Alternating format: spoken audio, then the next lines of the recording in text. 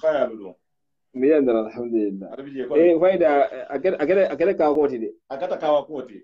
wala nasara lo banko jam kuranta o c'est premier fois angolo nte sonde fayda ko yalo mena la kuma men fona ja angolo yalo hi aja ango hi songo fa man dia wala ha ke fayda nte sonde nte ibeta kurang ko ter la so te la ko bari no ya trambata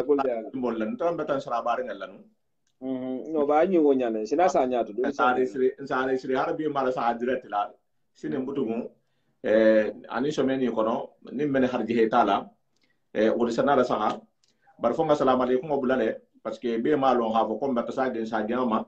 al ko men be na sahala be ndam tala afaju billahi minas shaitani rajim bismillahir rahmanir rahim assalamu alaykum wa rahmatullahi wa barakatuh. La paix et réconciliation au jama qui ana musulu khana futa khali konton bi urayina bari ya controla misilime ya controla tignita ya controla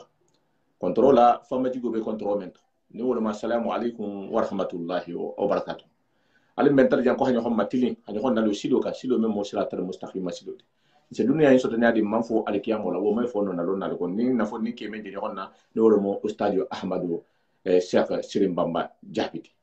foni ke ahala kanu ahala kila kanu ahala kitabu kanu no mo afran bat sallallahu alaihi wasallam afran bati an kila kan sallallahu alaihi wasallam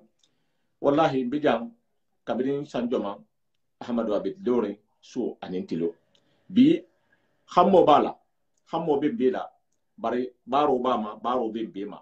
bar hala tagata hana wala hada diyal makene isalon hafoko wo manke fu wo kono la wala hadala ben burla bi ahmad ben ala men kan mi wala mon na dino inna koti dino inna faso kabrin kunu dino in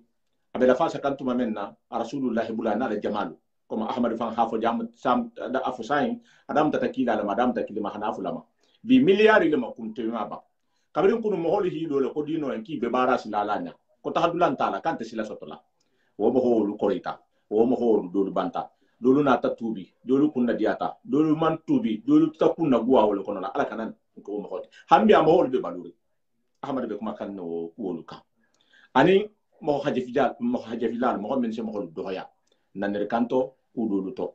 benala ko menikan ndolo dolu dal ko tara jane mba fala na ustadi en ko bismillah alhi tulmalo inshallah hasem be munafa ustadi bismillah. Okay, na adatu subhanahu wa ta'ala alhamdulillah wahda wa salatu wa salam ala man la nabiyya ba'd. Badi muslim wal halu be konto nga usaw musa sawane konto kuma mada saga ma kunya fula Yo bi alhali ne wonya insha Allah ninam saban ne hot na'am ba shi na dala subhanahu wa ta'ala ko lamu yo dolla wato man me jahadoti de na'am ni men fanan ko bi ko ni jahado wato hatara mala ko fa men kala ba mala fanan ambi grimbo la mot na'am dino ku baro wasiyal na'am rege ta men ke fo woni jahado ti go tuji baadu fanna wato ni men nyede bende wala fañu hon kawandi le bari nga usamu sawa sawa ne tantu fo la hajegi allo nya nyima ina pour dino yin fasa na'am parce que fonninke ya yani ibi fanga bulle ko mengi de bole kala na'am mana dala subhanahu wa ta'ala hidema kando to inyatila dino nyinde mala umman tabe balti de na'am wala foni fulan Allah sa na fulu ko la hisula tasilu la hisula dunya ko la hisula be membe la ka nyon kan indina fe do mula te ba de gabro na'am hisula bani ya jara ko ita sula ya da mu fi samanta ku balta tala subhanahu wa ta'ala sadin jon kilin kinnal na'am kan to la hijay go la lo nyanyin fana alma tala habbar ko ka tarin hanin bala wulla arjanno men kama fana han har digala amina anin bari me fara benne mela fana be yan fotara la bulu betegen kumanyala ninna kuma tara kotta o man la fi koti bari nafita pour ha kumo ni ngasi sonde melema wala be mula wadu me kumo le bamban nan bala kotta la na'am bara man ka bato men benne me gambe fetanna to la kunna wala be bato la do ya koto la na'am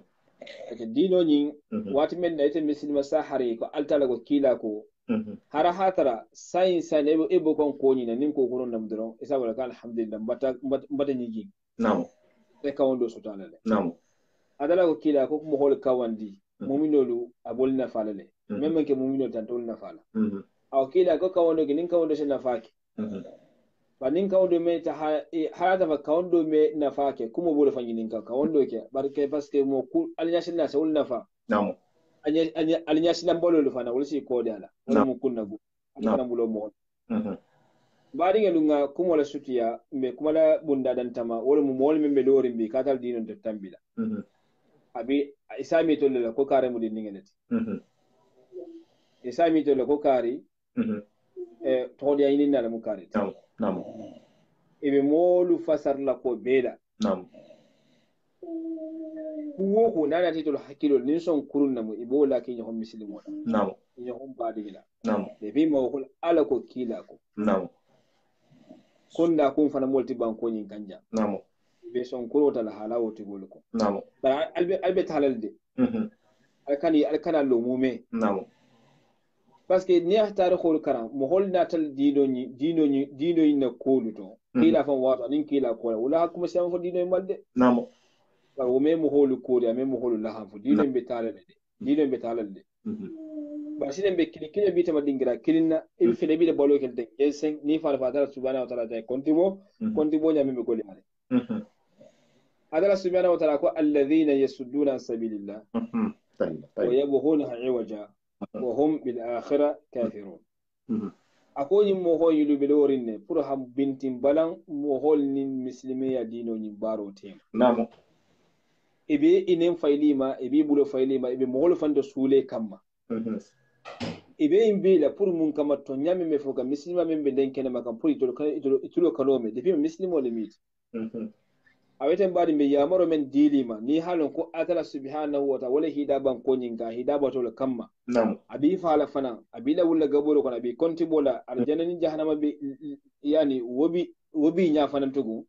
ije sileymaru goni ebe kuma kan men fole kada kuma kan atili fara ibe min fa ala bo holma kuma kan altilinde ibintin balanta nyawunyandi ibila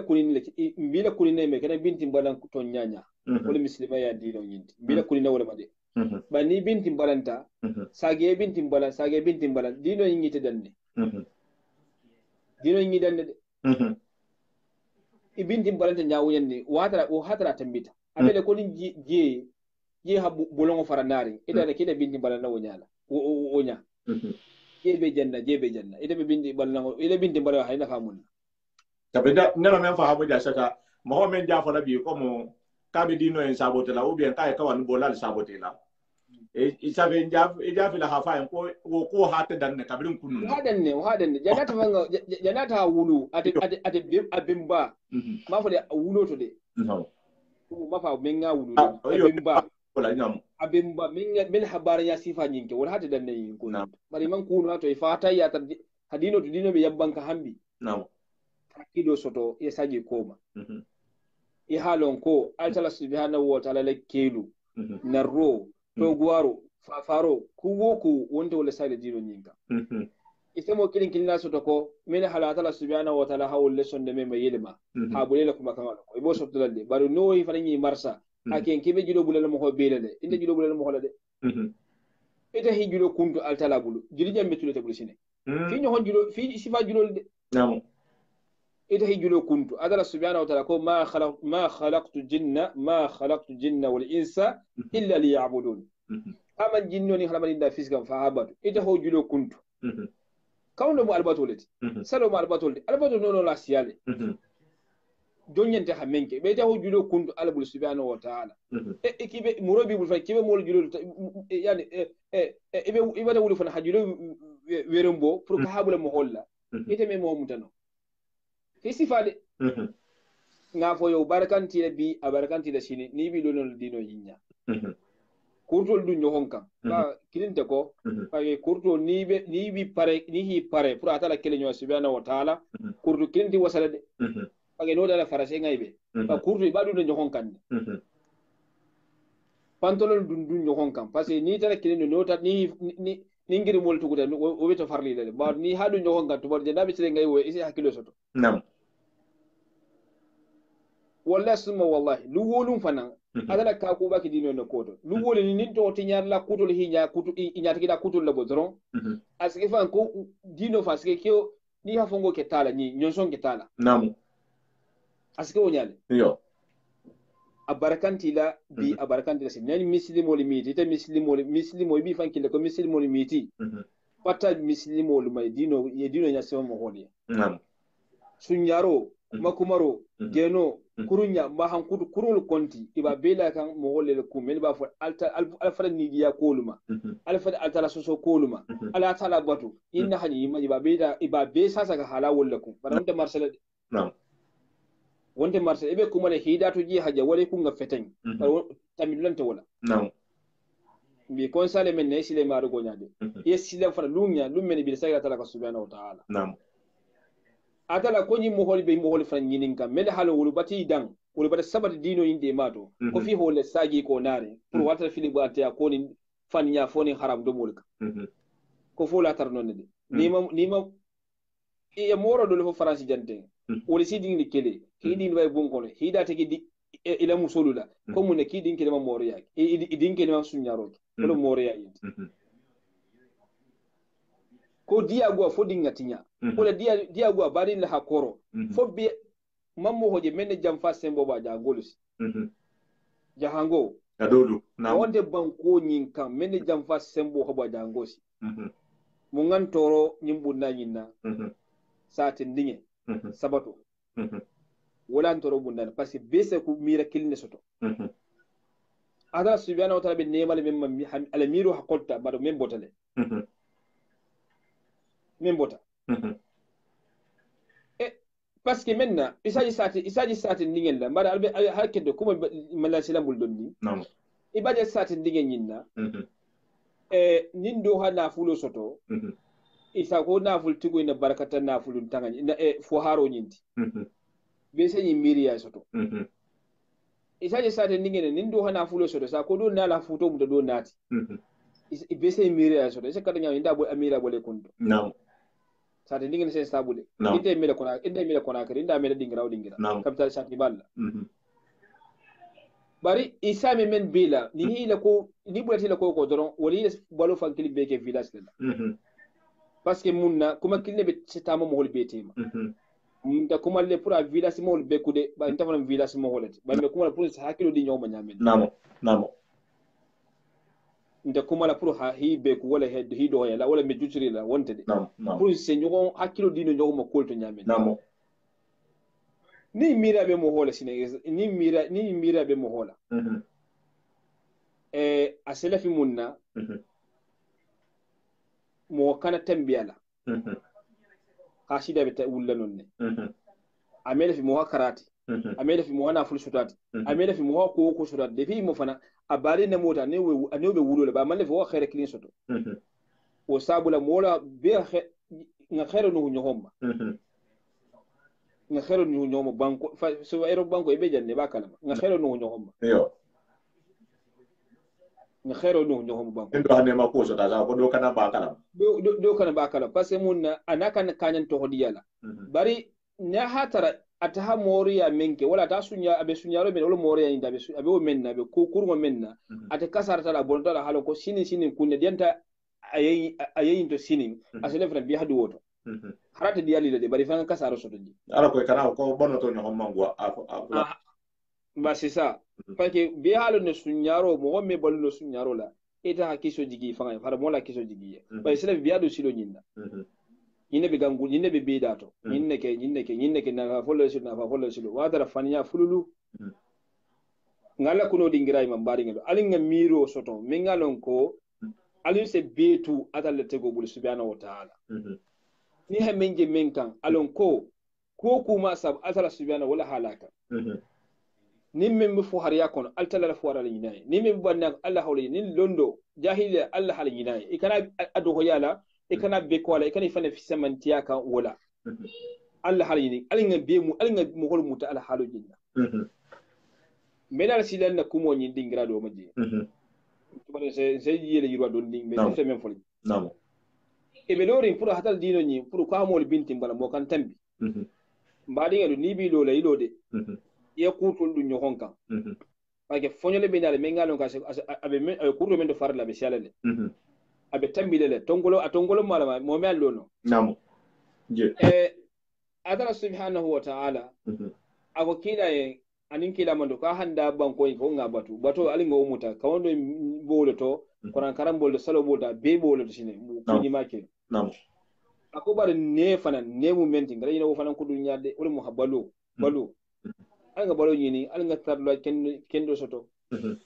iga bari memba fo mol nyini kala kawla ni ko fo baran to wolma baral tambita yinna ita hakilima baral tambita yinna ita hakilima aski barle be keri muslimo banko ga men tambita yinna ara atala subhanahu wa ta'ala fole ko ni mol menga dunya balo suwasi la hara balo kam ha wolo filtal filo menga jan kando le se fifo en ta famula namo ala mun tarla kanda jongolo kono amdara kan jangol bara man tambi na muslimo alhanda kum famu yinnati hanyo won kan wandi habar ni markin da ku mu yinnati banko nyin yinne be baro benya apre ko lena balu nyini bulo ko yala ame dia mo yo ustadi ibe men songo kola yala do bije kawando e men de ter bon ate songo le be fola o bi abe kudo to no awa nyimbu nda fara akala famu ni hante nyime kuma kan te songo fana be kawando nyin to yolo ma bara se fahamu son bije namo bari mba wulle men ga pro se kisino nyamene lundo bina lum men ngalo ko na fulun den na fala din den na fala fen den na fala fadala sonne me kenno di memma ala sonne me kenno di memma wolu do me kisida wolum tawhid dun keluti namo wolum ala kilimba halaluti namo mbadi ngana nyin bundani ngalo non donni parce que na video bata kontu nga indono meda bunda fula nyoko men ka wala mu nyoko suturoti namo bi nyoko ngay bo be muslimo lu tema ya fara ja hangolu bambe ko mewle kono newle be communicating wala kanama namo nyoko ngay bo be ndulu yabi namo kari wata mu te genola ani shi kuta kari mu ge ani shi kuta lo men fana muslimo be namo ibati mu de kari mu de genola kari ngame ko sunyara le mati kari ngame kana musunde bendi kari ngame ko tennam awo nyinga ibe kumol menga lon ko konti tari nyine be mu olu dato bi ila salol kono ila telefon wala kara fan telefon men ni telefon nyilla ini ibi nyatu diala mu holi yem pour hinga ibo récupérer parce que ni to mo ngay bo soto mo ngay bo soto ke sumu ne ne me balu bari wallahi sumo wallahi dem bari nyati taala fando ne man fa folo ide ne me sewa qur'ano karangala ide me sewa kawando le meda ide me sewa bani suturola ide me sewa bani de ma fi hanga badi ngaybe ide ne sewa wala be te fanyandi te fanta ifanyandi fatalo alo ne le memma mo manya men folite namo woni siwa be mo ko minna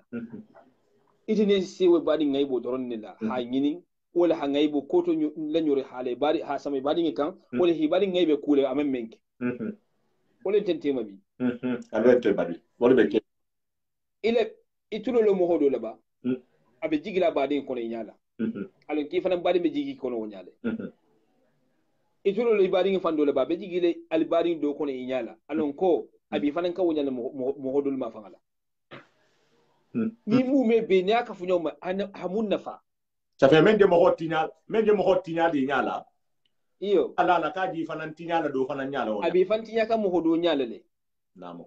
aha sonkuru na hafo inyala mo holo kuto aha mengi ya abi abanyala kalan ki ya ni la kolto de abi tawlo fanan foldo fanan nyatu Allahu akbar imolbe jambi wonyale namo imman suturano alu ni hamu wol kukurun fo mo hoye alu na ba jira image wala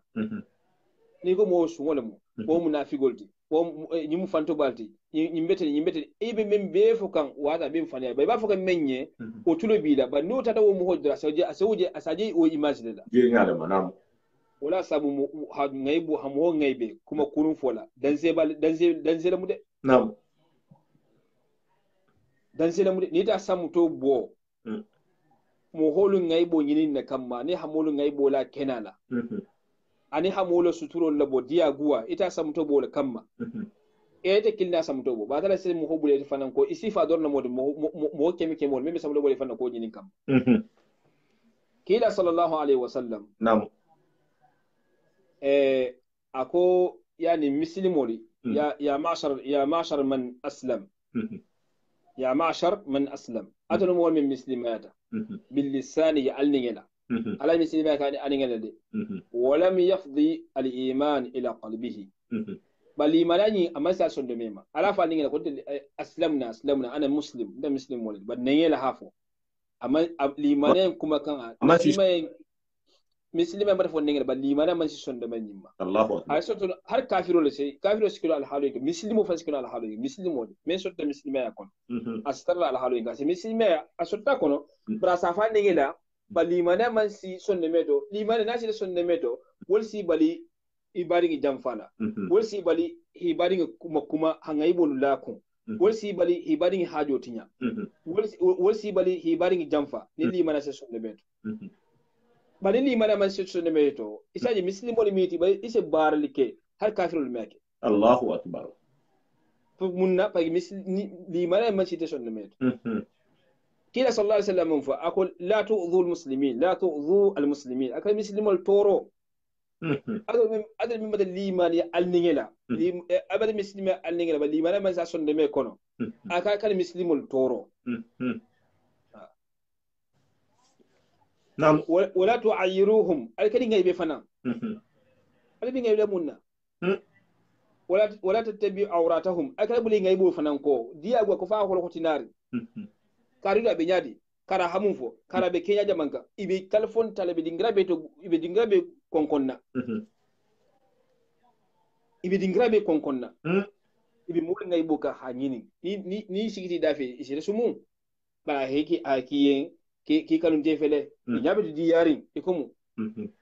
bari bi da bun kono ko le nyinin kakan ibe da muso le ko le nyinin kakan ibe dingela ko le nyinin kakan ibe tafan balu nyal nyinin kakan ni holon ikoto wolonna yani ala sashine bi ngay be no le nyadi ha fanya ba fa tega halawu dala ni mo wolbe tamaka ala halu ne ka nam kila ko ayen ko adul min bata keten al muslima yita kan amma ka kan muslimul toro akal bul muslima ali ngay bol yini nar aw fa innahu man yattabi'u atharat akhi al muslim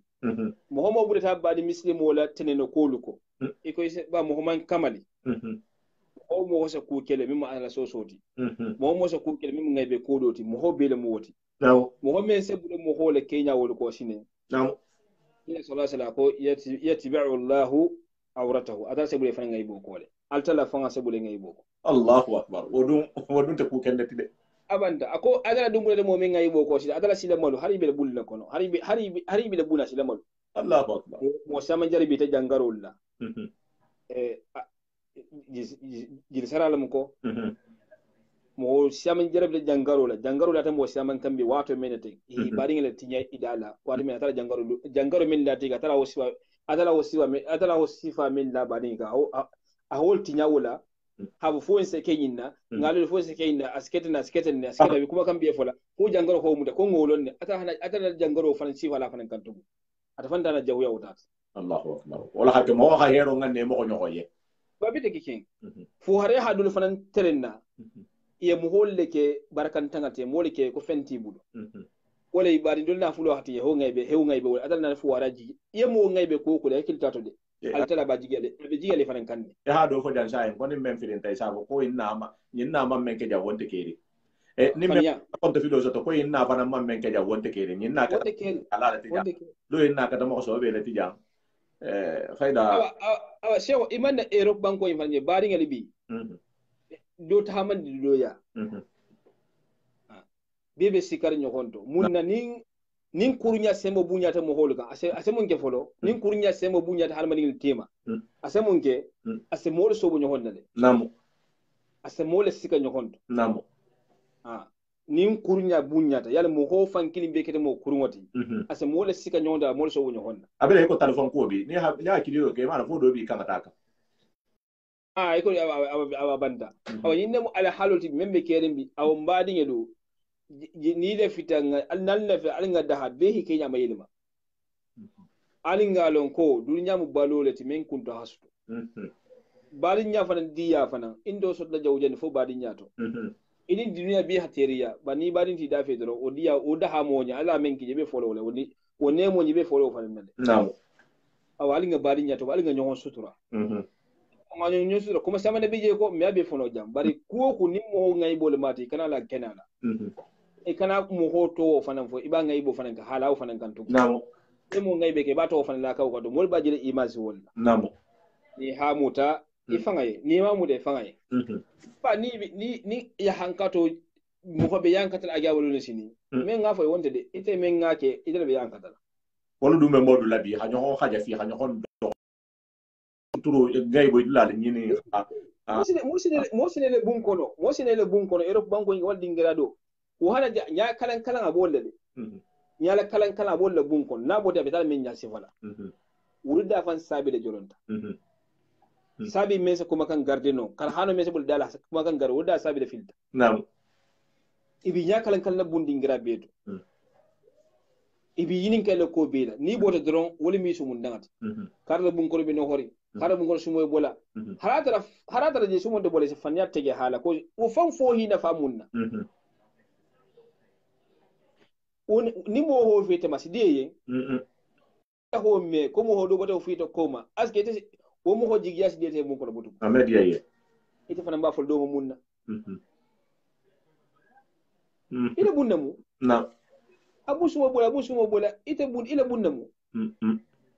yani ba fole mo woli men ngalo ko antenna fa kilin na bola bawo te bodo buntugo men bo afo tugo ye na ba fa ngaye fa ngaye afa ndade je wol bari nga sumata je isi wakale ninja ma kubi je butu yake tay isa baraji soto woto namo bari wa fole wudo ye do fa na faje man bo wola ni ya hankato ni kunna gwandi alga nyon sutura alga bo nyon haybela ni be haji mutada saji me sonne me ka ala be sonne me ka fole nyon hombale namo mo kendo hamobe muda sifalati imaje nasara ni le kafira nyimbe imantege moto ay tribi nyamene e tribi be bo nyala hiya ta haji ko rente o wala hakke mo shi ma soto parce que be larim itel be larim be lare ibilari be lare parce que itel fu mo sim ho jam faten itel mo na wala wala say bi ko ten dur ha ni tegati to fana imele le butugo par mo kendo be ten no bayta mo yi nyamen dron e ko ni ñu be ma mbesi kare kurnya ya kurnya mi ko gira mbesi kare into mala ni ma ko so be mo enti wala sabu bi jahan kunda ni ha toro sita bi ke mo kendo nyini na ayo halde parce que mo holu kenya kamma ibe mo hobe mutar wonya do fa mi fa mutar wonya so bo kede nyonna mo man la nyonna mutu mais même fo lamba dingeli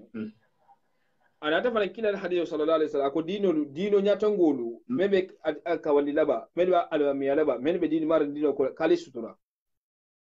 ila ay sallallahu alaihi wasallam parce que ni holu ngaybe doro ijeni muslima la ngaybe ni holu ngaybe je dino la ngaybe kila ko yan aqilu zu hayat ako kenya dunkelu men be dino nyin kola yani kenya dunkelu mol me be kenya nyima to ko masala dino nyima fakna nam ako yani aqilu ali bor ali yam faroke nyimmo ko nyudi atharatihim ila tanalla illa hulul fo haddu li hege no kenke be hadlal ni sunyaro ke be hadlal o ken akida mo ko kunga yam faymo ba mo man tambi sarangala nam le kulu to ni le kenya akani ngai bida fay newlu ngay be jeli dinu la ngay be nam ni ko kare mu bokuru ne kare mu fanto baleti kare mu debe abi marin dino ko do abi bisin dino ko do jeli dino fa ngay be nam mo bis tenene mo bis erele kele ni mo ereke kala ngay be la ni mu kuma kay mu kunna del talati de nam mo na dielu de kunna del tala mo indi de ni ite hay katta nyaaw man ko yin kenno esigi i fan kashi de ide bata sa nyaaw ne ko yin fa ibite mi dam ida sabi filte bata ni nyaay maje ibadi ni ngay bo foma isigi i fan la ko kasi janin kasi dal bi kasi la wati men ay ite ibe jammene fo dunna janna hafise dine betal jammen mari gelu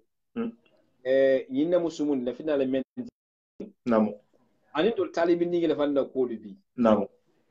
de men kon dulu atala dino karanalati magal dino fasalati isa sa sen mosina ire suga ka wondo ke dino karana talibo me dino karangande inte mo kille commentaire je debo kille savire inte mo kille encouragement je he no he kura ya kuras dima inte mo kille daje ko mo kille kinna nam adun gonde we dum mi miran kille mo mi ne me kono alme dino yini alme lono yini kamun kamma anyo hon dunya bunya nam dunya waso dunya nafulo dunya muskendo soto dunya fanan todiya nadara ke wala kembe nyon konnelde nde jon kadu hanga fawati men namo baninga yi alle kamma pour adino nyin dema wallahi nde nyon konna nsi nyon kanu fana nsi nyon bayem bemu yani kulun kono ya menje kulun so wala maro ninga ne do yete kulun kono yo wala be ngande kili yo awa mbari ngena hala sobi ningira fanna habo ko membe dino karanna fali nga nyoho mutalde fanga ite nyono fambi nyono kotole namo so bo nyoho ya udan talamu hasidiya wala fanto bunya iyen tara ko men ni so badro hasidiya wala fanto bunya asal sembo fana do ya ana sembo do hoyale namo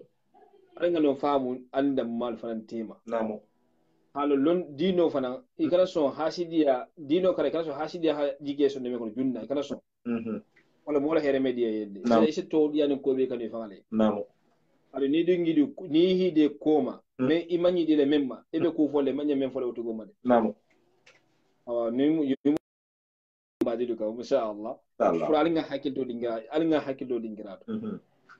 nga sumundinge ne so do mbali hanata kan mo ya ba ko namo sen fanna fano balo to sen de malo nyameni manyo hon toro namo de nyon suturo no nyani manyo ngaybe fana ale ko rasulo kede même be hamol ngaybe nyala ko kari jangar karla bala ko karla baka aba ngaybe kannede abe kuma kanyin fala nyin kuma kan tangay kunnade e hay garde dum do binala isame ko ko shawata la fananka alante sinoka isa ka batalaka ya hangolu mammo hoje men ko sanyo ngaybe la haja ngosi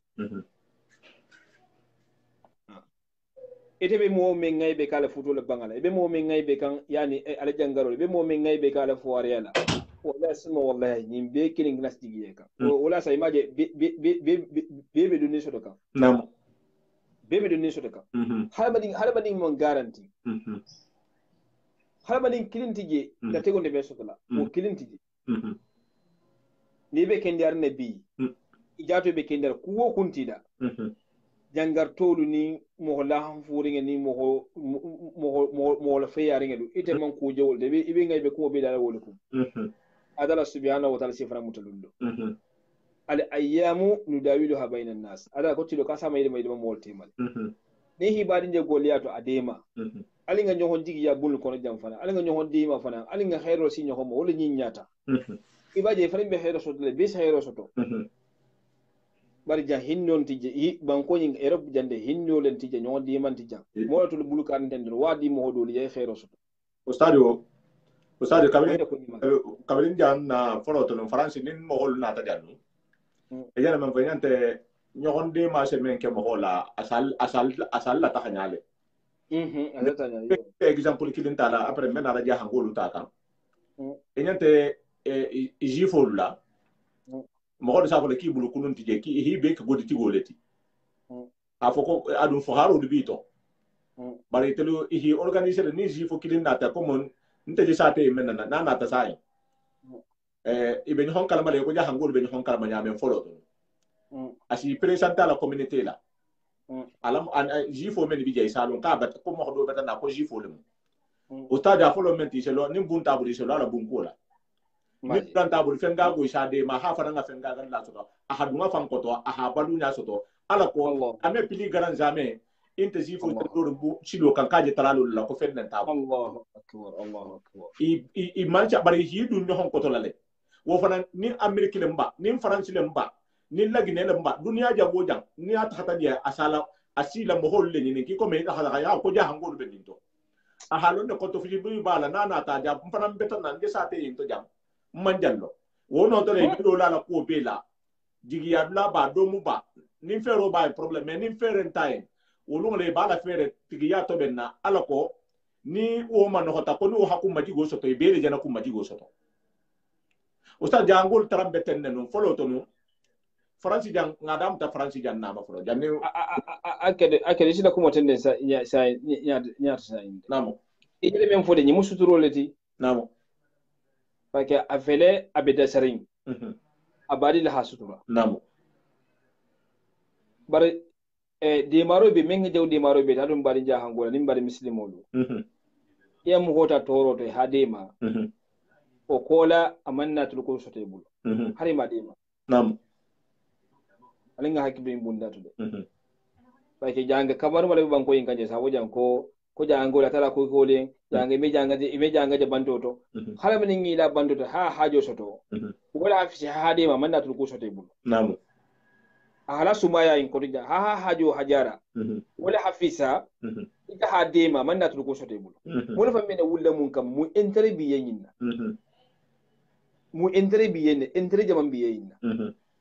mu hojjalo hakuma kayni fo inya mu hojjala ko yinki inya bi mi wultawol nyinna fiyetelo gaburo lama adi fanan sabiya sigi na faja man biyala mon yemu ho dema hakilin te kunda bularuma hani teren kunda bularu idate andi tulko sotla ya sallallahu alaihi wasallam hafa ko se mu hoje di heba akafunyo ho nyato di he anyabe wala di hela awa ngani ngi sotrate nyata nyanta wala namo wala mo asab abari le ngaybo asanya feto kan ada fembe sotrate ati nyata fam fayda ngani malama amina ro pasi yawo bara jame wodi anyanta wala namo ni ibi bari ndi mala banko nyin kanja nin kundu bularo ba ko koma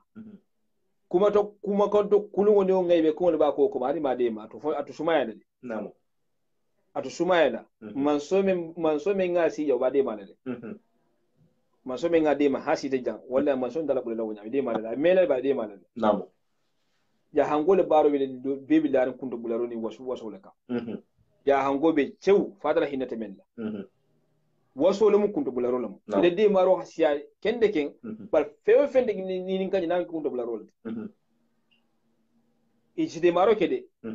ala kante de kuntu bularo ba ibu ule kambo ni mukule ngamen koros wala me kuma kante namo ninde ku kala mo hoye mbawti ba kala dumi afo ni mala nyimbi kuntu bulal de yalla sa no bulu dile ko nyiko namo par wakinde fisima wa mi ko badi nyala mo wa mi ko sigi nyala mo wa mi ko lombo hayala mo itana o manat ko so de tabu namo alo silan almaru ala sayi koma mo resile isila kuma kala ko ale hudelu ila kuma kan konti o men joti jahangolu folo tonu alfa do wato halla bangayenna parce que wotuma manyena na takaran sido lanu esa jena mo hokilenga hitule je la jena men fo hamo siaman na naja nem mo hona ta jam fanan folo tonu be se bunkulun ko mo metu bantoto e ko me bi je nyamenna shajele janno folo to parisen hanana rinja ni la nata ila na lo hokun kilinge nteli bentalo dulu maja ina ta nyamen na hakke bari nya kano kamala ite je grupu mento dan ahmadu ila grupu wolle sa tahibi tata le be ja woje sa tahi kontonje isa de ni benali konton na do be na ni parce que kibirin nale do be na ani 20 euro do be na ni 30 euro do be na ni 50 euro so men wo mu me fanga isa je faida be bi hajula isa ye 1000 euro bi bulu wotu mo je sa me ko parisen na ta jam parisen ala na ko no kun kilin ubien ame karosi kaje na samba ro keten kaje na la famille samba ki nyoso ngol la te monna to ta suturo len to mo suturo mu mbeti wotu mo wo fama ma do soto babete ki be xero soto ko men bolate ata wo fama mbata sabu do bula la mo hol mamba ta bete ke ken ni mo suturo ti wo ni mo suturo sai ni hajo bula ta menna haraba bula si kalle ko ki hadin la kula ko ma ko fen tabu moro o fambi ya fi safana na tara fana ibe men dema na sana da haybulu iyo bari nyon dema ije men fote nyine mu kolti men ngal ka benda sarembi ku fula le tar non ku fula le tar te ustad parce que mo men be de maro kala fillahi walillahi ahade maro ke ala hisara ari hade maro ke men harata ta ke fi wala tima mo imi afengay awa de mar la dole fana bidje haben de ma wonna takima fisir wadoti no yala bunda yinna akunto bulala yo yala no bunda yinna yo adala subhanahu wa ta'ala atele mun ne mala be dangati ala jongol ma nam par kafir refreja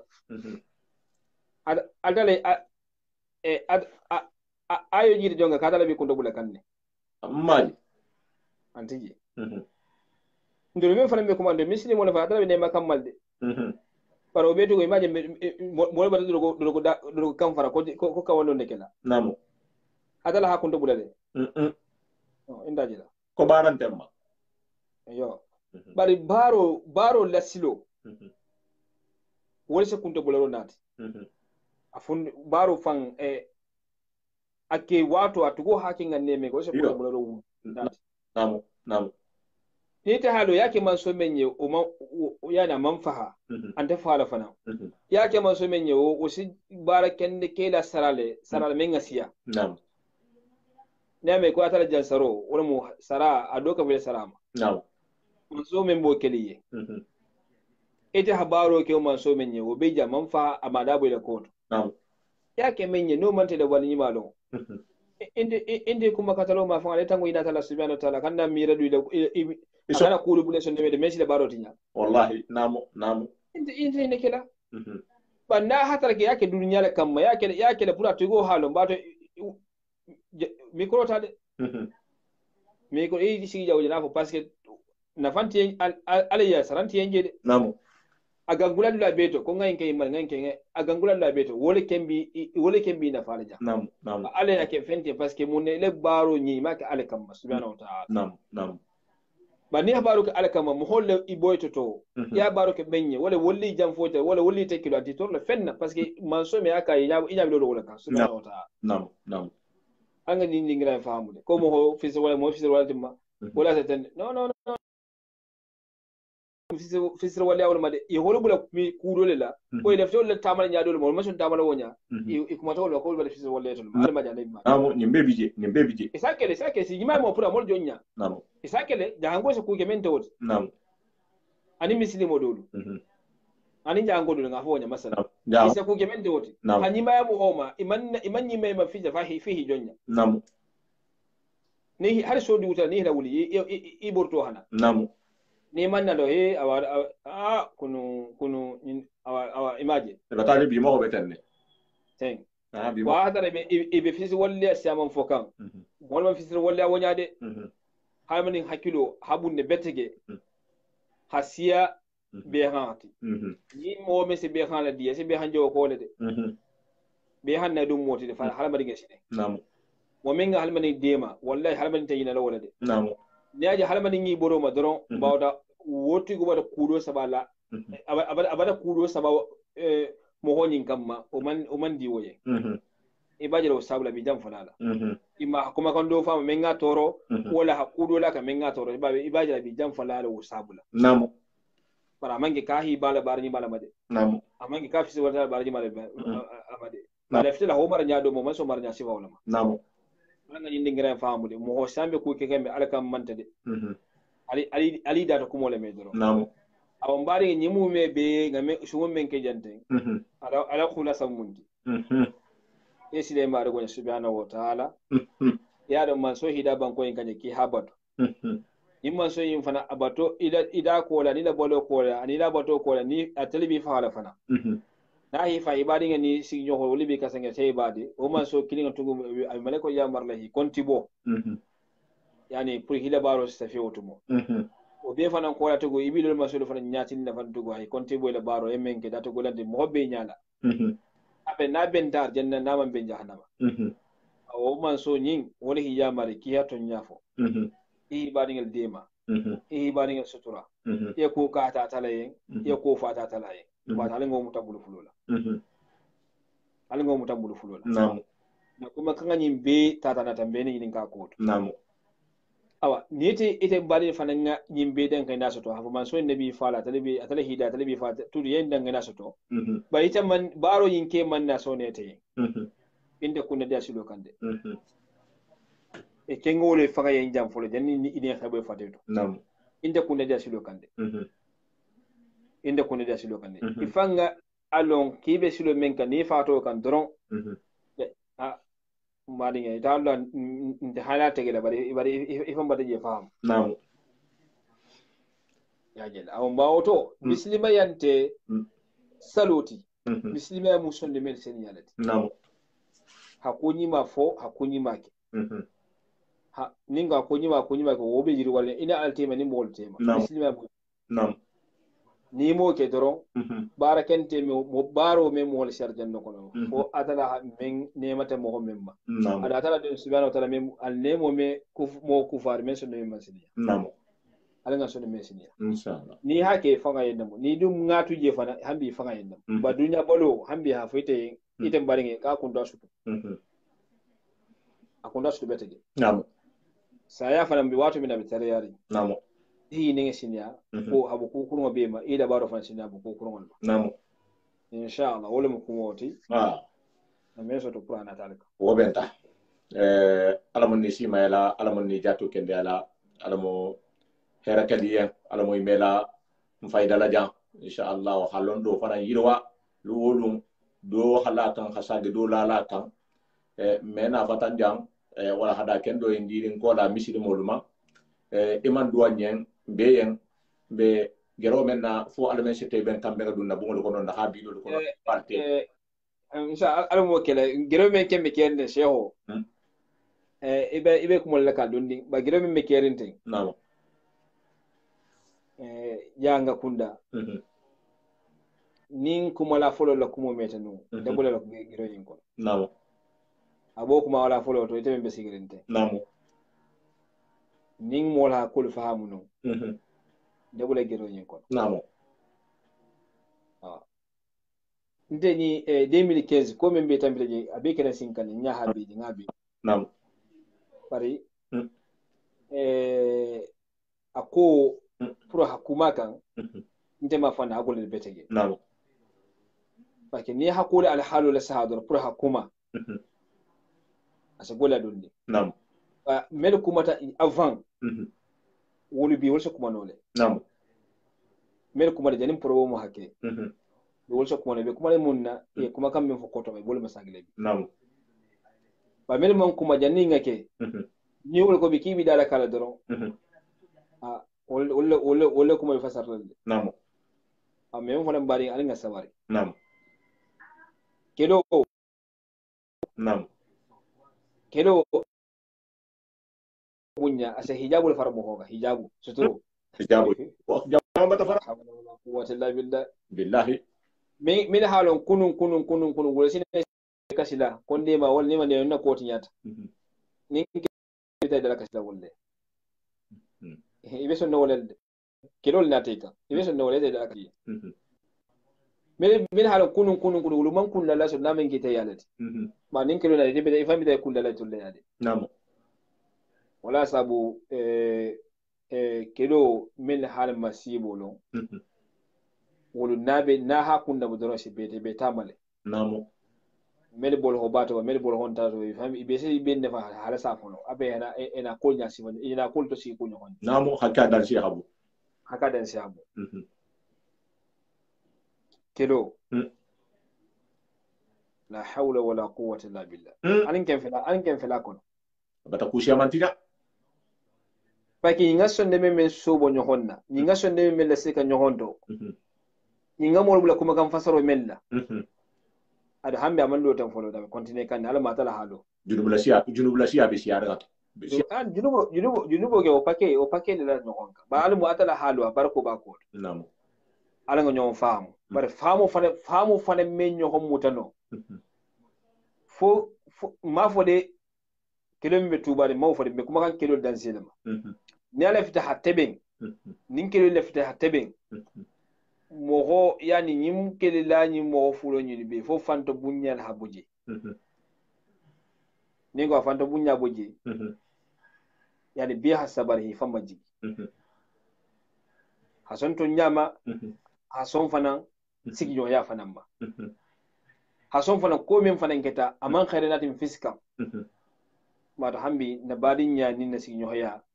ngoto mo ni menjina bula kono ngo fayato wolon fitnote para me fo famma jigo ko de madama fanto bunya be sonde me kon doro to nyaay be wujeno fo wala habo sonde me kon ibaje to nyabi na inspiration to sonde me nyin kon manim fanto bunya be sonde me kon to nyaase boliji fo ngono fo wadon fana fam mammo fana mam dinge fana même fana kido la ha gole ha mo holi si mengalon ko fanto bunya mo bono sonde me kon fo nin to nyaase place to ji me kitla no ulti ni sa foto iya kumo ya fanto bunya ta semo le mesiale ku nyali urato ha ku ngai buleji po ase nafa kuru sini fanto ba me oje nyaje no fa ho bo sonde me kon da ho fayato kele nyohoma be sa kele nyohoma be nyanda kelten abe hay hibe nyongbulo ha nyon kun suma na nyongbulo so na kele wazo hillato ala hilla abara bo sonde me kon abi boteji ni nen te koluto hakulu fanan koto fele ni wo mombo koluto fanata la hande ma folode adun ni sonde me dun kolita nyona pura sonde me in kafu nyohoma naam o ka tala nema balti de naam almo nemo nala mu nema balti almo nemo nala amina fitne mo ka fitne men tema almo hinnante na lanka insha Allah hambe logo anin ja hangol mi mela alabi non famo golari tema non famo golari tema almo hindo na tala hinnan na non famo insha Allah so ne be ka fudo homba almo kelani amina Allah kan badi fanan me duwala usamu sasa min bade mele hambe na salawato yinna madara siman jate kenda kenye naam baro fanan be kerinne me badi le sarla fanan tarara wol fanan hidwa fala me setigi fala me ito men fala me saka ne baraka na alamu atara hindi be kisi da barol to me namna problem ko luma ani ko me anon ko asila ko le sagi ko baro yinto alamu atara ngisa ko ajangarulu akoku ay isidan kuto akoku alamu atala ha yani atala hanki se obema me omo ni be ne saka nyani ndir kunni fam wudwa inna fana be bulu ani ba tani sa go sonya fana wulula le men fana be ko mo fana hasiman jata kenda ke melta ta ne mon hawro ki be amin awa dino fana alma tala famu nyanyi ma dimma to nya fana almun kala meeda ninga me fana almun kala mutala fana amin Allah na kumo jang nga fonda wodo ba do ko je ko kawandi man si jang do ne no fon jala do asiya fanga kuma kay bula nyim poyento jang ngayen ko ngwa to nya yemen fo ko kawandi man si Europe ja yo nte fangi ani nte kuma kawa ko kawa ya dole bije wulu na hanga ta wala imi asa kuma so boyda to le mamba kana na hanga ti da ba awo kawandi man si da kuma ko fonye na ta ajabi men ngajabi wala bari ala mani yedro ala ko in kana tabu ko in bota da to janda kana wala salta la si jamoro Mustafa salta hasila ja salta conference membe ha harnya wasi wala si ja o ma si ja saldu meta kasi so nintilo telefon membe ta kan jande moro molle futo be tege kende keren sale ja molte mo ani molle barnya wala si ja o ma si ja ni dia fare mo sonde mela to nyasi kamale ko ta amba oto jango musolu afembalo ana kelu ni dia fare mo sonde mel jawki alamu ni dia bulan sonde me ko amin Allah ya rabbi alamu ndola azala ya mo ko subhanahu wa ta'ala ari ngalo fayda nga nduwata doron alamu adal duwaja bi masha Allah ame usa farembe batari hade batabe ke nyonyo abegari adio mbe nkangalama wala hakem be barakan na hayta bila ko be barakan baro be garen be jante be ko anya bara nyada to ko be ko riline bar devoir le munti mbeye ala ko ngananari njang koni tabi sigi ko la mola ime isi no hono ita hida hasi a wonte ko ma bungolu problem be ma pour be siare donc wala hake fo ngananari ne wato be sentano man men mano ala ko nyongol sesumu a hamene fana mano sumo en kono fiche ko lu faamu be wol ma pekula wato be donni ala ko fa ala madinya fo hinno se jigin sondomel to xalo hon kontel le mona hakilin fa hakilin mati na satelu la futulu kono donc ni ngay lom fanya ha fo ko do me kuno no do ma mbata ta xama sede si yamanje woto non bulo dun nani hon bulo hakke kilimti alako wala kilimti alako wala hadim bela anin fana akel anin fana na mi songo ngala hido me da hido dun dindi da hido do dida nata so nata dan ngende sama yo jandingel fana na ko me da ko wala ka alhamdulillah yo jandingel ko bar to mon be conseil la me ko to mon be tabi tarla to le nyanta wulu dal di banko awan mission prochaine be kala wulati yo jandingelu an ba yar me hay ko tewandu bay sa way ko bile dar yo bile dar ko don bile dar te fan tewandu me da ko man tewandu ko tewandu ka yo dol tewandu pour nyanta nga wulu dal muto banko en kanyati namo wulu dal sinyagal wallahi sinyagal anyenta nga wulu dal muto nyati pour ñin kamma wati men isaw ñin kamma mislima to ko men ben ko mislima no monti mislima ya maro mun dimma pour ñin wululal ma fal ñanti mutan ñamende ñante hidi ma ñamende ñanta hallo fe ñamende para wulula fa musuma yidu be torni banko en kande wallahi ni atala sonta to na mission nala yo aw conseil ti kan to modo nda fole ye kuy halon ne ba fole ne ki malo namo meli man dinge indique ja wala siya fa promo ha o esidanga wulla siya wala to jam bar mena sumunti kanne ko mo ho men lefta mo hollon na kula denala ti kanne ko mo min ga kula bi taw kala de namo nada la son inshallah ko barka jama'a be kon don hafalen ko salamu alaikum wa rahmatullahi wa barakatuh